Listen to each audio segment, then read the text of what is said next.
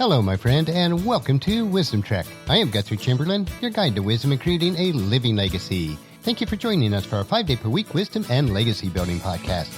This is day 647 of our trek, and time for a special series of stories which will chronicle my recent accident and recovery as we trek life's lessons learned the hard way. This accident is a major life event that will change life for me for several months to come. In fact, I would say that it will certainly impact me for the remainder of my life. It is my hope and prayer that as I share the details, that they will also positively impact your life as well. I have often said, we must accept and live life as it truly is, not what we wish it to be. We don't always know or understand what will become of the uphill climbs and treacherous downhill slopes that we do encounter on life's trek. But the key is to learn from these life's events and allow them to effectively become part of our living legacy, which will have a positive impact on our lives and the lives of those that we impact. So for the next several Tuesday and Thursday Wisdom Nugget episodes, we will look at life's lessons learned the hard way. And today it is the emergency room. First, for my faithful readers and listeners of the Wisdom Trek podcast and journal, I want to apologize for the delay in episodes this week. I will get caught up on all the days and get back on schedule just as soon as feasible. If you'd like to catch up on the first episodes in this series, go to wisdom-trek.com/day-645. I ended day 645 when the Devolve Volunteer Rescue Squad was transporting me to Marietta Memorial with the neck brace and backboard in place. Now this happened after I got kicked off an extension ladder with chainsaw in hand and landed on a cement walkway below. The EMTs gave me a low dose of morphine to help offset the increasing pain in my leg. It did seem like quite a few minutes prepping me in the ambulance before we actually started to move, but they were very professional and I felt well taken care of. As I was being transported, they let me know when we were coming up to rough segments of the drive, realizing that it would accentuate my pain. We soon arrived at the emergency department of the hospital, where they wheeled me into one of the exam rooms. During major life events like this, it is certainly interesting seeing the situation unfold from a first-person perspective. From seeing myself being forced backwards from the ladder, falling through the air, hitting the cement walkway below, rolling into a seated position, seeing my leg at an odd angle, laying in the back of the ambulance, to seeing the hallway ceilings and bright lights pass overhead as I was wheeled into the exam room. The ER doctors and nurses needed to quickly assess my injuries, especially since I had a neck collar on and a backboard in place. As they connected me up to the monitoring devices, they quickly became concerned with my low heart rate. I informed them then I exercised extensively and also ran 5 to 7 miles most days, and that my resting heart rate was usually 48 to 50 beats per minute. You would think that a drama like this would increase my heart rate some, but other than the searing pain that was in my leg whenever it was moved, I felt a very sense of calm. Regardless of this, the doctors and the monitors, neither one were pleased when my heart rate dropped below 45 beats per minute. This especially became a concern at one point when it dropped to the mid-30s, but for the most part, my heart rate remained around 50. Since there could possibly be a neck and back injuries, they informed me that they would have to cut the t-shirt off that I was wearing. I was wearing an old t-shirt from the days where we had our own computer business and told them that it was one of my favorite t-shirts. After a minor pause, I followed up with, although I do have about 30 more of these at home. Sounding somewhat relieved, they said, well, that's good because it's coming off anyway.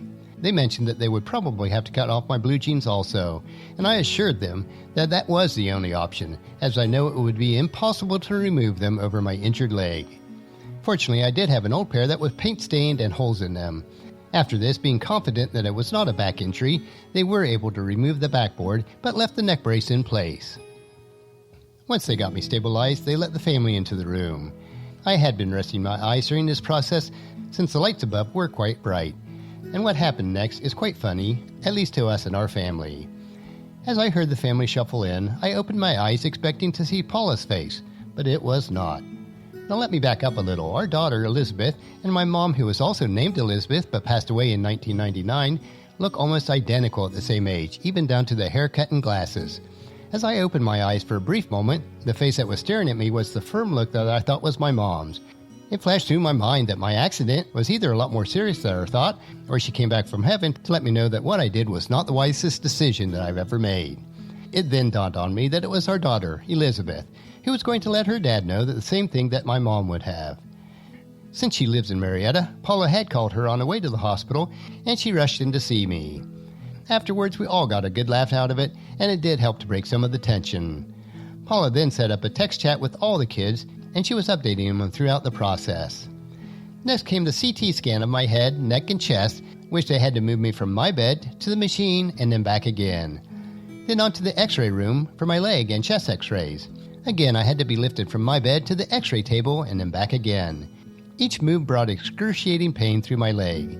Once back in the ER room, they had to get one final x-ray of my left knee to make sure that there was no damage there. But it was a portable machine, so I could stay in bed for that one. Once the results of the CT scan were confirmed that there were no head, neck, or back injuries, they were finally able to remove the neck brace.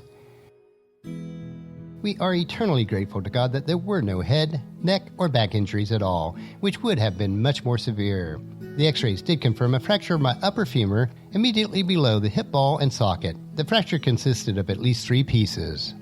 I was informed that most of the orthopedic surgeries now take place in a smaller branch hospital, and I would have to wait for the orthopedic surgeon staff to determine what hospital I would have surgery in. By God's grace again, the surgeon that received my case was Dr. Greg Kivchenya. He was the best orthopedic surgery in the area, and who we actually knew previously. In fact, when we had our computer business, we sold his father's practice some of the first computers that they had back in the late 1980s. And also, by God's grace, the surgery was scheduled for 11:30 a.m. the next day at Marietta Memorial, so I did not have to be transported elsewhere. Once a room became available, I was set for the night. I am so thankful to my brother Jack, his wife Ann, our daughter Elizabeth, and of course Paula, who were with me every moment. It was also comforting that our pastor, Peter Bridgewood, also visited twice that day, once shortly after my arrival at the emergency room, and again later that day.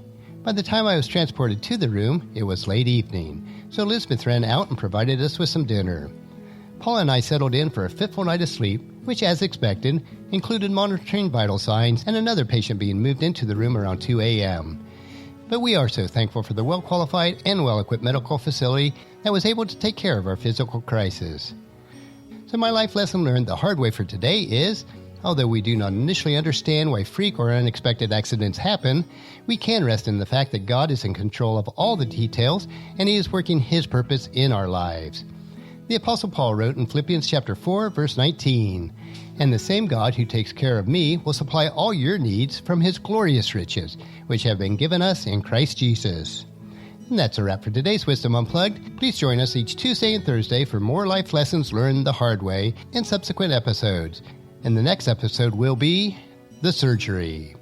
Just as you enjoy these nuggets of wisdom, please encourage your friends and family to join us and then come along with us tomorrow for another day of Wisdom Trek, Creating a Legacy. If you'd like to listen to any of the past daily treks or read the associated Wisdom Journal, they are all available at wisdom-trek.com. And thank you so much for allowing me to be your guide, your mentor, and most importantly, I am your friend, as I serve you through the Wisdom Trek podcast and journal each day.